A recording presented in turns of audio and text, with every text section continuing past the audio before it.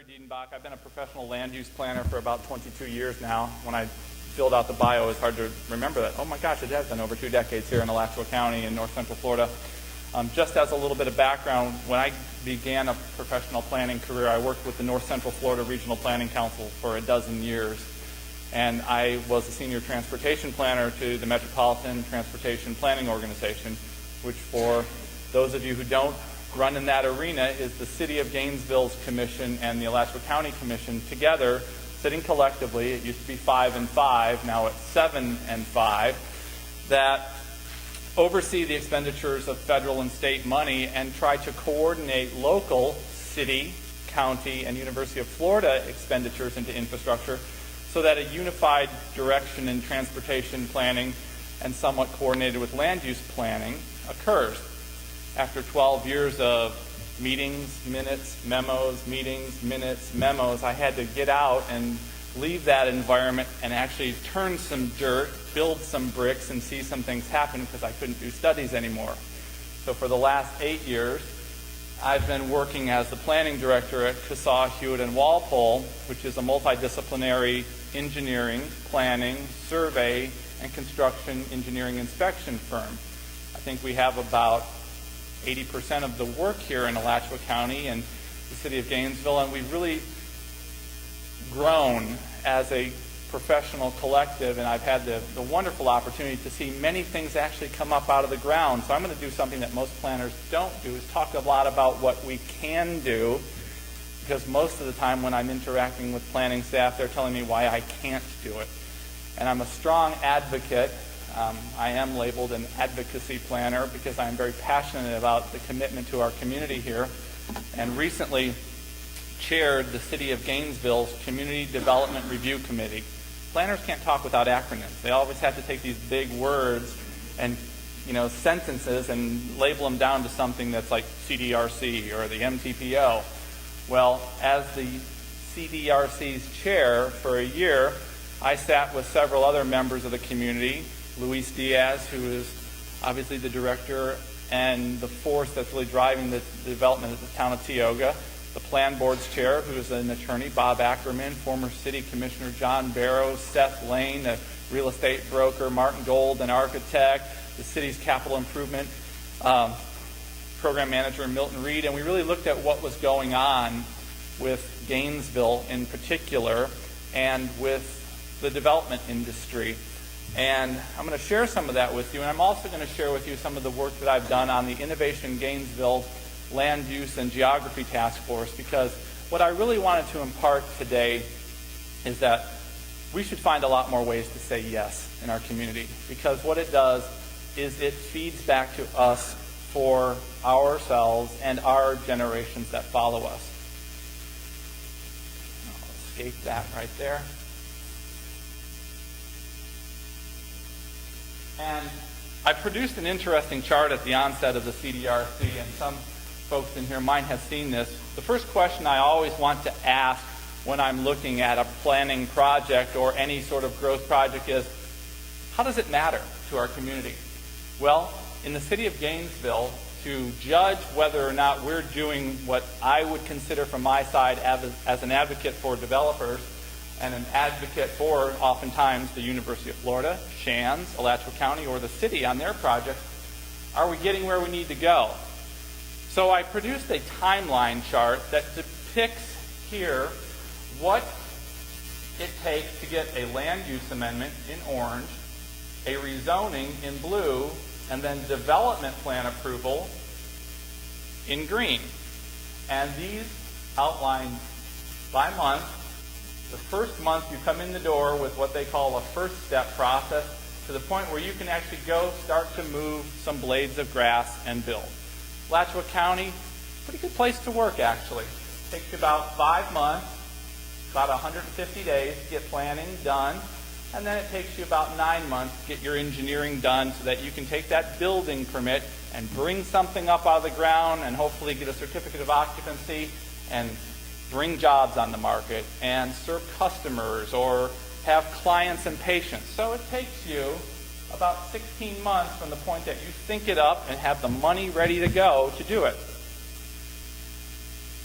The City of Alachua, one of my favorite communities. My wife was the planning director there and rewrote their comprehensive plan and land development regulations about the same time for planning. They have a good compressed site development process there.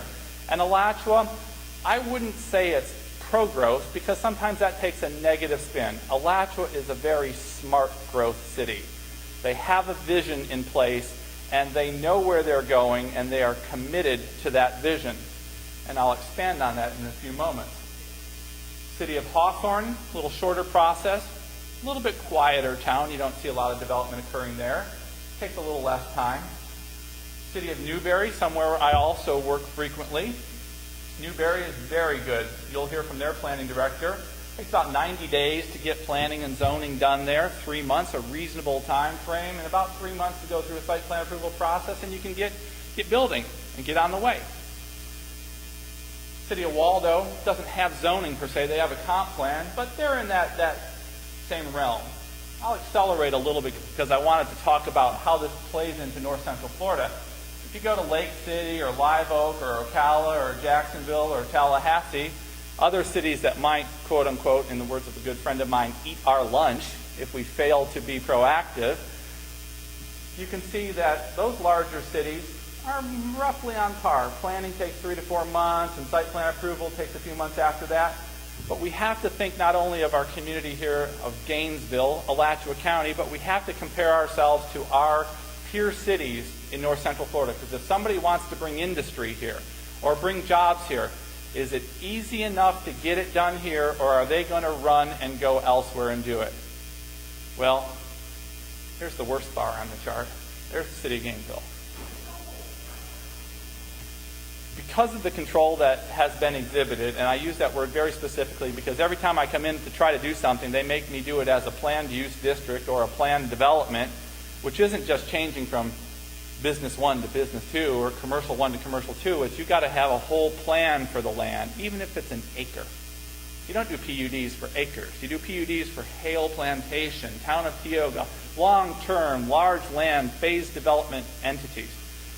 Well, that said, we had a problem right there.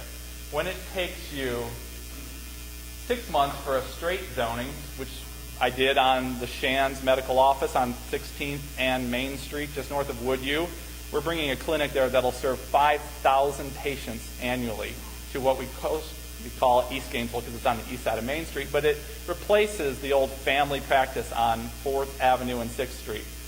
We flipped that zoning category and brought a medical facility to the east side of Main Street. That'll see about 5,000 people annually. We did that relatively quickly.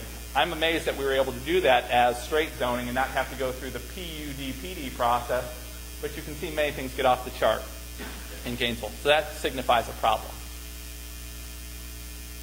The question that we need to answer, I think, in a growth management framework is, does the lack of certainty and variable timing deter new businesses development and effectively erode consumer confidence? One thing that we do not need to happen anymore in this economy, locally, regionally, or nationally. We don't need to erode consumer confidence. And when you are trying to develop something, if you have a nest egg and you are wanting to be the next restaurant or the next boutique shop or the next physician that may open up a practice, you can't say, well, I might get open in a year. It might take me 2, because the bank's going to say, well, we might give you money. Probably not. You need to have predictability. You need to have accountability, and you need to have what we generally understand as reliability in a process. So over the year, we've come up with some recommendations specifically of what should happen to the City of Gainesville's planning process, and that will be presented to the Commission in a few weeks at their March meeting. Now, to take this into the larger context slightly, as part of the Innovation Gainesville Land Use and Geography Task Force that looks at bringing innovation economy and reviving our economic capital here in Alachua County, my staff and I put together a collective map of all the land use maps that govern what we do with our land in Alachua County, the City of Gainesville, City of Alachua, the City of High Springs, Newberry, Archer, Micanopy, Hawthorne, Waldo, La Crosse, and we compared what those land uses allow and what those zonings allow. Whoa. It got a little crazy on me. Apologize. And as you can imagine, we have a large number of preservation areas like Payne's Prairie and San Velasco Hammock, the Austin Cary Forest. But what we found when we did the comparisons, and I realize this is challenging to see, but if you look at the pockets where you see colors that aren't green, that are either gray for commercial and industrial areas along University Avenue and Waldo Road, or large industrial areas in the west portion of Alachua where the Cisco, Dollar General, and Walmart distribution centers are, we have a variety of land that reflects different potential for communities. And that land is mostly appropriately zoned. But to take a quantitative analysis of what our communities could be, we wanted to break it down a little bit more finitely and a little bit more evidently, because what I really feel strongly and passionately about is that as decision makers, it is important for elected officials to understand what their communities can be, possibly should be, and hold a consistent line of thought as elected officials to make it happen. One of the problems and frustrations that we constantly heard, and my colleague and esteemed radio personality that I love to eat lunch too, will talk about that political tide. As I told you, for a dozen years, I watched it wax and wane back and forth, where one group of commissioners would get a priority, and this is what we're going to do with our money. And then by the time the money percolated forward through the Federal Highway Administration, Florida Department of Transportation, and down to the point where they were going to spend it, there would be a new set of commissioners that would say, I think we're going to go a different direction. And so FDOT throws up its hands, and that Gainesville urbanized area in Alachua County loses money, and they go spend it in Jacksonville because they say, bring us everything you can. The part of me that's probably the most socialistic, if I have a little inkling of that as a planner, is I want as much money and opportunity as possible too. And I think that our commission should do everything they can to secure that. But let's do it in a manner that promotes sustainability to our economy for our communities, because each place is special. Each place that we have here can be something that contributes to the collective whole without bankrupting our future by going after a singular sort of myopic vision that only fits one community. So if you look at Alachua, for example, their future land use map shows they're about half agricultural, but they're also have a few other categories that cover a mix of uses, but then a good industrial chunk, a nice commercial swath, and then a good 20% residential. Planning is not rocket science. It's a social science that should be a balance of people, jobs, environment, schools, and industry. So you see that their land use map and their zoning map roughly correlate. Archer, a small city that we work with, is trying to become something of a more concentrated and economically viable community. They are 86% residential and roughly 17% commercial. And their industrial category is 3%. They have no water, per se. They have a system, but it's not prolific. They don't have a sewer system. That's very challenging to overcome. So with Alachua having a balance of uses and Archer having largely residential, that's a decision point that commissioners need to make and say, we are committed to coming forward in this economy, and this is how we're going to do it. Gainesville, probably one of the more diverse, about 41% residential, 37% other categories, but then commercial, industrial, some agricultural, you wouldn't imagine a lot in the city of Gainesville, and some mixed use. They have the ability to kind of push these sides of the pie over a little bit and infill development where there is existing abundance of water, sewer, electricity, high-speed fiber optic internet, natural gas services, and those opportunities can then help the other communities. Hawthorne, fairly diverse. They have industrial, commercial. They have ag and residential. High Springs, 91% residential, 5% industrial, and about 6-7% here of commercial. La Crosse, largely ag, 95% ag. Waldo, 65% ag. And then the county as a whole in the unincorporated area, the area that we don't traditionally see a lot of development, sits at about 72% agriculture, 20% other categories that pick up the mix of uses, the commercials, the public services and so forth, and then 6% residential, a good balance for the unincorporated area. But when you look at that on a map, I've combined the multiple listing services, or the MLS data from our realty groups here, and you see office warehouse space that's available for lease on the market as of January 31st. There are a lot of small pieces, but we generally, when we track, we look for the larger pieces where an innovation business might locate. Somebody who wants to take down 25,000 square feet, 50,000 square feet, 100,000 square feet. We're not looking at those little 2,000 square foot mom and pops or the 4,000 square foot Causseaux, Hewett, and Walpole. We're looking for businesses to start here in our community and retain and grow our economy. You see that we have a fair amount along the I-75 corridor, and some downtown and some along 121, and there's some pieces out here on the way to Alachua near the battery plant. And then out on the west side here is a mixed-use, little bit of an anomaly, but that's sitting out there in an area where there is some mixed-use development in Hale Plantation. For sale land, not surprising, there's lots of it and everything has a price, but we realize that along those major corridors, there are properties that are for sale that can help spring on that economy. And as you look for large parcels of land that are for sale, they exist along our major arterials. So one of the thoughts that comes forward in this is that when we look at the availability of land and the availability of zoning, we have the ability here to keep our community special places. I recently did a large-scale land use amendment and rezoning in the city of Alachua for 280 acres of the foundation's property, the University of Florida Foundation, for a corporate park, to extend those life sciences and the biotech that exist in Progress Corporate Park into the 280 acres behind that park.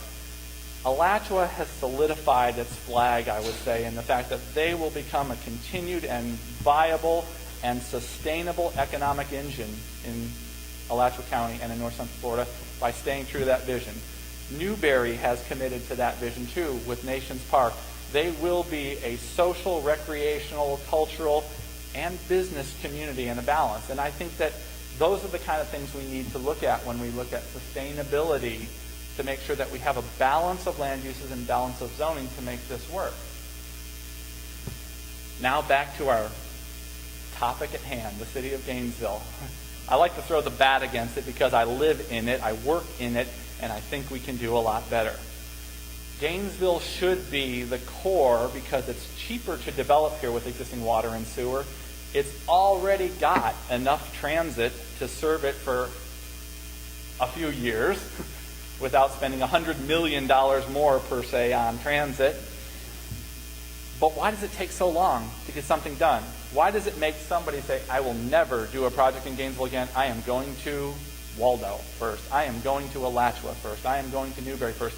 But you know what? I'm still going to drive on those roads and wear that infrastructure down. That's what we need to change. And that's what we need to focus on as decision makers and citizens. The city of Gainesville is just now starting a revision to its development rules and removing the restrictions, if you will, because in the city of Gainesville, they have a comprehensive plan with a land use map. They have a land development code with a zoning atlas. But then they have special area plans, corridor overlays, transportation concurrency exception area, pilot, higher, higher and higher. Somebody said, and I've heard it frequently, when your code is thicker than a Bible, you got a problem. They are seeking to consolidate that comprehensive plans land use map, that land development code, those corridor overlays, those special area plans into what's called a form-based code. And hopefully, if we can have enough community input, we will make that code work for us. This map here depicts largely the city of Gainesville and its zoning areas. And you can see From what I've told you a few moments ago, the red areas along major arterials, those are the commercial areas. That's the University of Florida in the center, our major economic engine. Waldo Road with its industrial gray and black areas. Institutional areas like Toccocelli.